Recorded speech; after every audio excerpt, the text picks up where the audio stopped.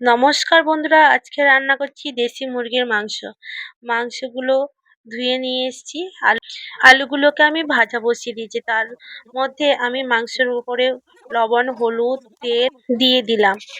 দিয়ে বেশ ভালো করে মাখিয়ে নিলাম। মাখানো হয়ে গেছে। আর দেখতে পাচ্ছ বড় বড় লেগ পিসও 3টা আছে। কড়াইতে আলু ভাজা হয়ে গেছে। তার উপরে পেঁয়াজ কুচি দিয়ে দিলাম।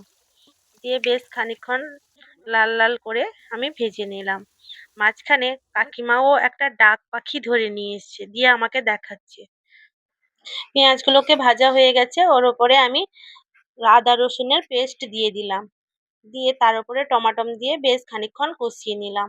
পরিমাণ মতো হলুদ দিয়ে দিলাম, লঙ্কার গুঁড়ো দিয়ে দিলাম। দিয়ে আবার বেশ খানিকক্ষণ আমি কষিয়ে নিই। মশলার মধ্যে কোনো জল দিলাম না। মাংসগুলোকে আমি তুলে দিয়েছি।